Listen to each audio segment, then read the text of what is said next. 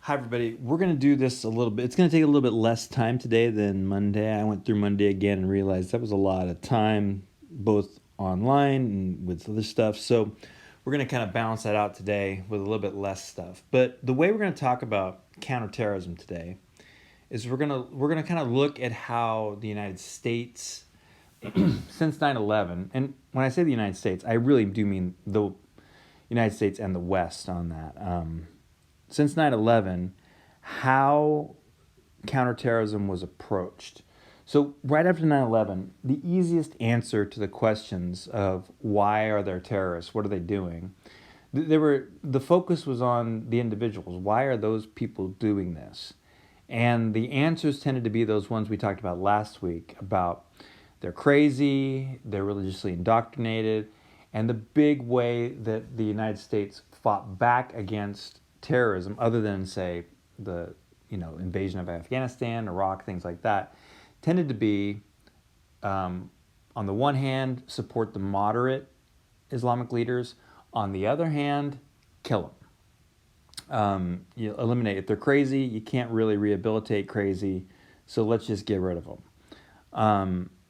So that transforms a little bit pretty early on, just because it becomes pretty clear that, and it's kind of that dichotomy we were talking about last time.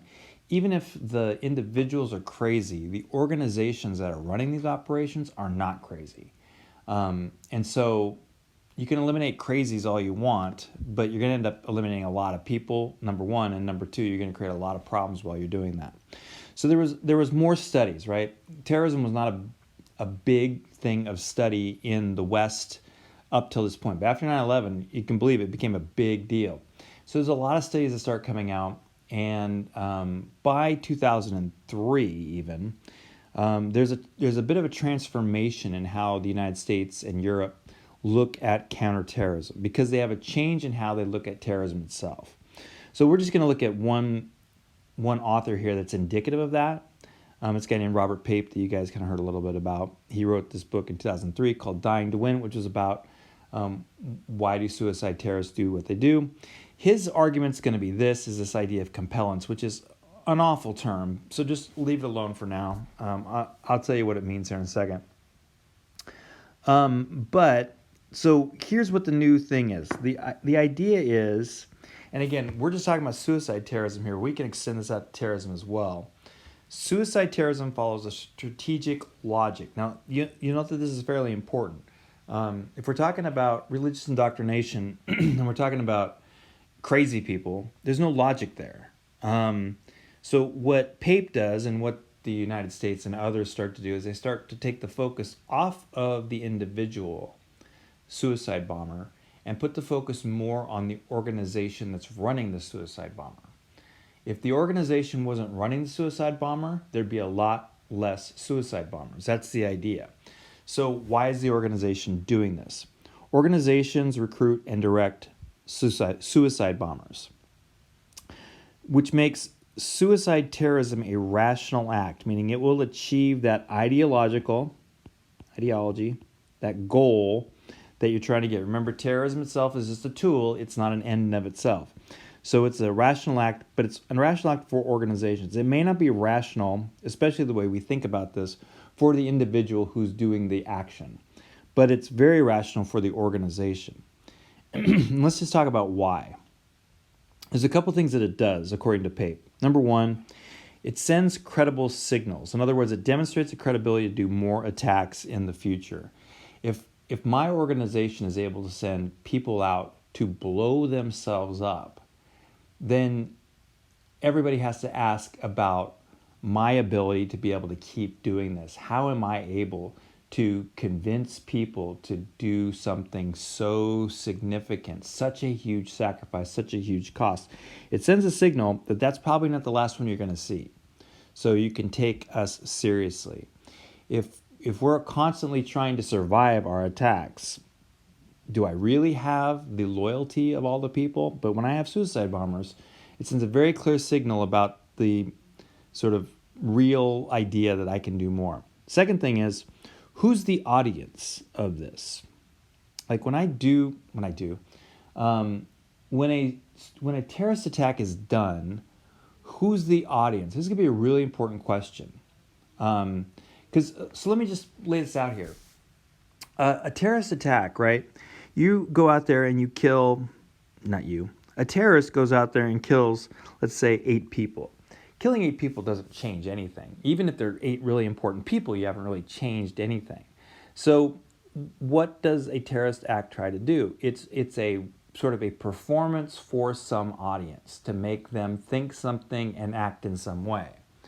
Ideally, again, because of terrorism, you're trying to create terror in people so that they will do something they wouldn't ordinarily do. The audience, then, is to get people to get their government to change. So, for example, it might be to attack Americans so that Americans will then turn to the U.S. government and say, get out of the Middle East. Or it might be an attack on Syrian people so that the Syrian people turn to the Syrian government and say, I don't like what you're doing, get out, we need a new government. Something like that. But the audience is definitely to get people to get the government to change. So then the battlefield, honestly, is the people's will. In other words, you can think in the question of 9/11 for Robert Pape, the battlefield was essentially the will of the U.S. people. Because the idea here being 9/11 was a horrible thing. People are willing to blow themselves up to kill Americans. So Americans should be afraid, and they should turn to their government and say, government, do whatever you can to make sure that we're no longer in a position where we're afraid anymore. So if we have troops in the Middle East and that's what they want, get the people home from the Middle East, that sort of thing. This is very similar to air power in World War II and Vietnam. With strategic bombing is essentially what would happen is the Allies would go over a German city like Dresden or Berlin and just bomb the crap out of it. They weren't trying to hit factories. They were just trying to blow everything up so that the people down there were so afraid that they would either overthrow the government or tell the government to do something different, the German government to do something different.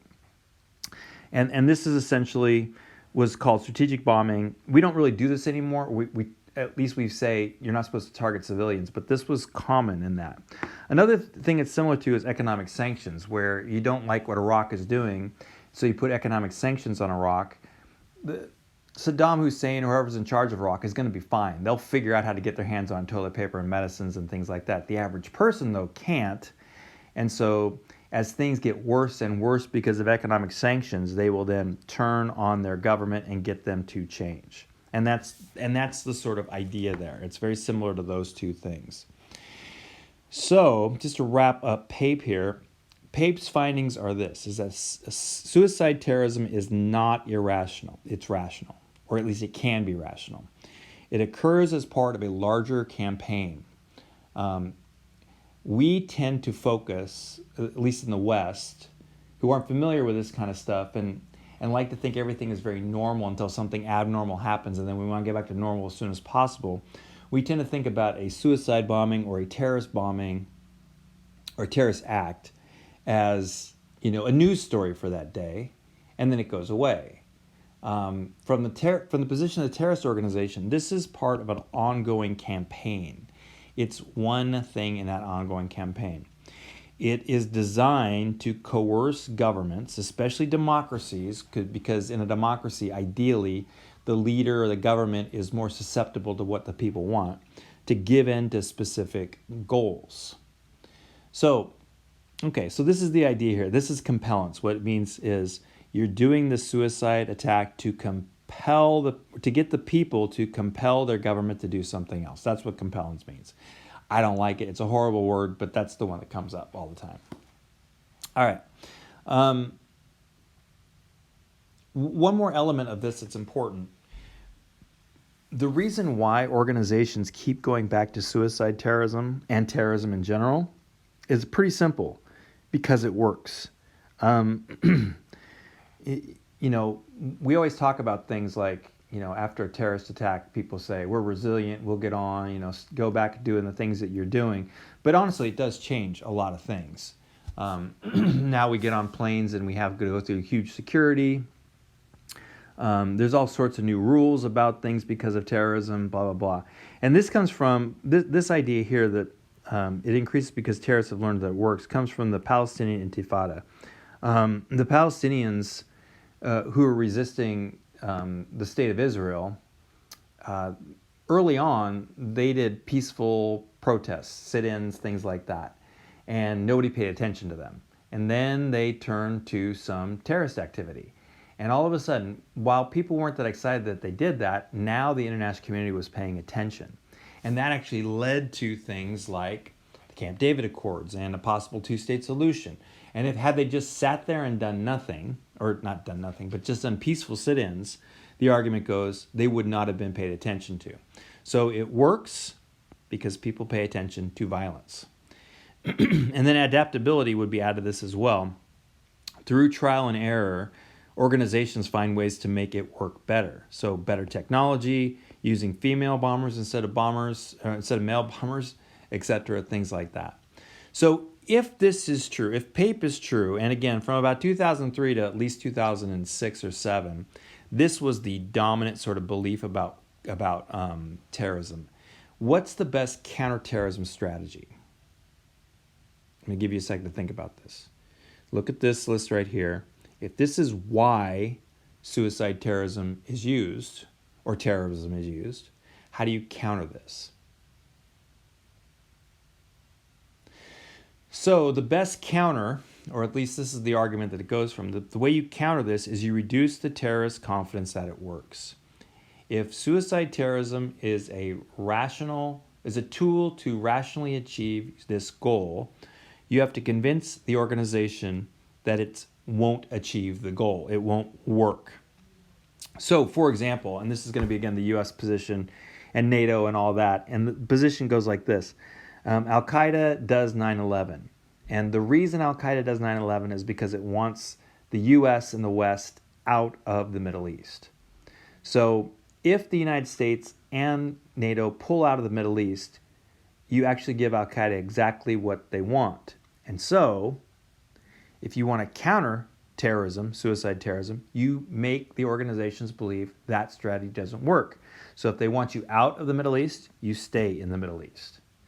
And that becomes the sort of idea there, is that the US and NATO would get in there and make sure that the terrorist organization does not succeed in what it's trying to do, which usually meant, at least in the 2000s, it meant troops on the ground in these places.